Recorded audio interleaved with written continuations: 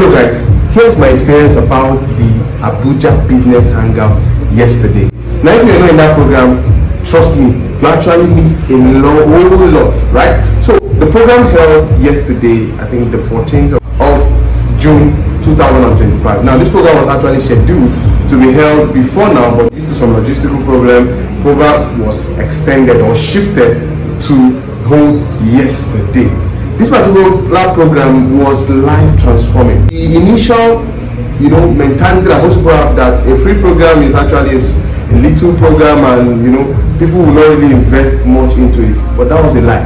A lot of investment went into this particular program, and the fact that the top-notch people in the industry were brought to that particular program really the fact that you don't just go there and remain the same. It's not a church gathering, it's not a spiritual gathering, even though I felt spiritually motivated as well.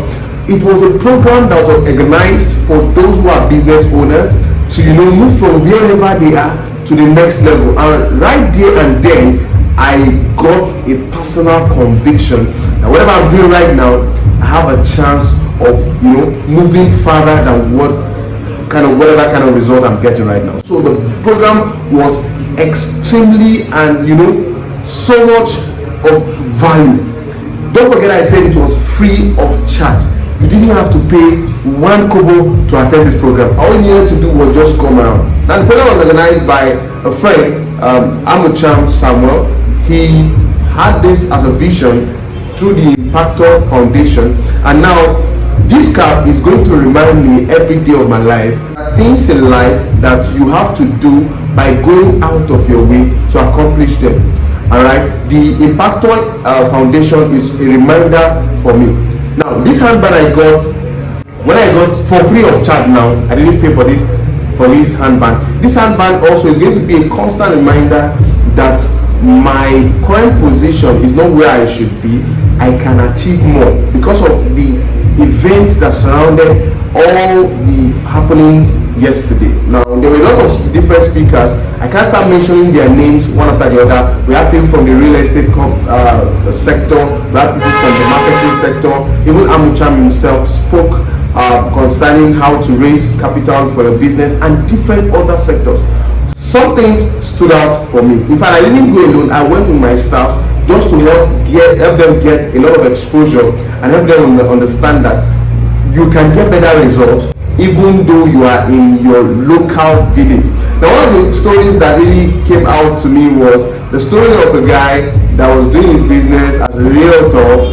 He didn't even have a structure, right? When I was coming back, I was discussing with my staff.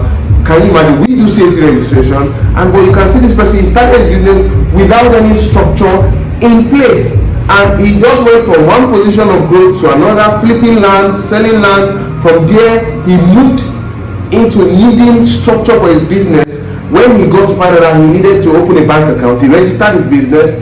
From there he said that his business turned around because there was proper structure for the business. So the finances was no longer coming to his personal account. Now everything is run by his company. Now one of the major things to note about this particular story is that you can be where you are right now, but there are some decisions you have to take.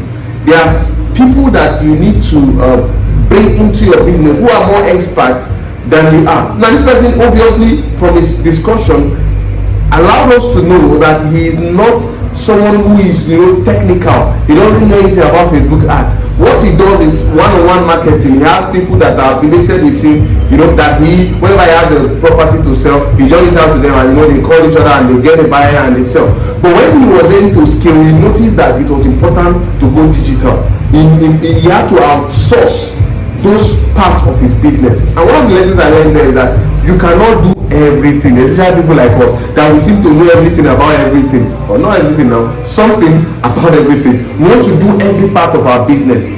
We cannot scale using that particular model. There are some things you need to employ some people, teach them. And he mentioned something, also the major people mentioned something. There was a guy called Dago of Dago Group. He mentioned something about the fact that it is important to have an SOP. Now that kept ringing a bell in my mind. Why? Let me tell you a story. I remember then when I was working in a digital marketing agency, right?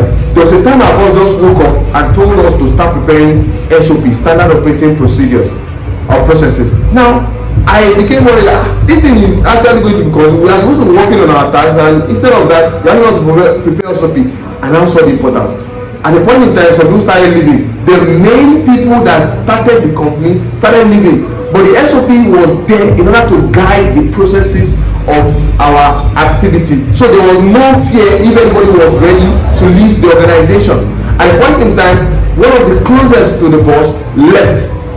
I noticed that even when I was about to leave, I was also asked to document and also SOP for my own department. I had to go through weeks of trying to document an SOP that will properly explain to anyone who takes up my role how things are done. It means that you as a business owner needs to make sure that you have a standard operating procedure in your business, written, recorded. Find a way to document it to make sure that whenever anybody is ready, willing to leave, you cannot tie people down, you can build them, you cannot tie them down, right? So when you are ready to leave, you will not, miss them too much, because you are ready to run a business and not a charitable organization.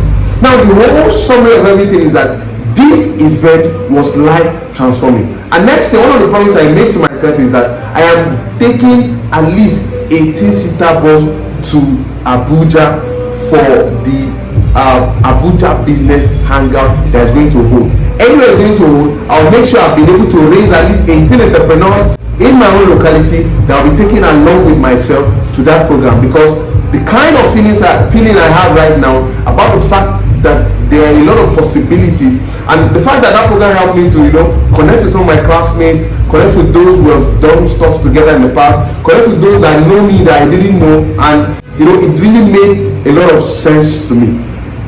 Whatever you do in this world, you should know that there is a ministry attached to you, and that was one of the major things that Abuja mentioned when he was introducing the program.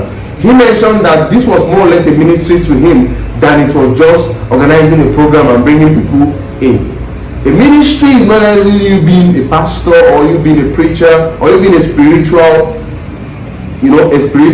person. A ministry can be a way of you trying to impact your world and making sure your effect is known here in this world. So what is your own ministry and calling? Mine is Giant. I am being sent to build and transform Giant, and Giant stands for God's indomitable army, building nations and transforming systems, right? So you must have a ministry that helps you to build, apart from making money, that helps you build others, right? One of the things he mentioned is that you see some people doing yahoo and doing other things. It's because they don't have an information that allows them to be able to understand the fact that you can make money legitimately online without breaking the bank, or without having you go to steal someone else's hard-earned money.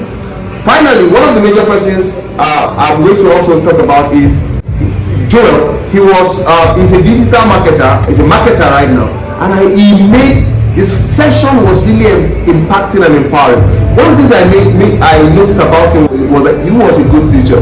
Now, some of the people that came around, they were people that maybe they were indoor people, and this would be the first or second time that they were coming out to speak. But not that they didn't make their point, they made their point and really made a lot of sense. But Joel actually stood out because of the way he started the session and the way he concluded the session. He made us understand that you are a commando when it comes to marketing, and marketing is actually a war. He also mentioned that there is no wrong way to marketing, but there are bad products, right? Marketing is a war, and he gave us the different tools that we need to go for marketing. So imagine if you want to fight a war, you need to have a plan, right? A battle plan. So that battle plan was listed.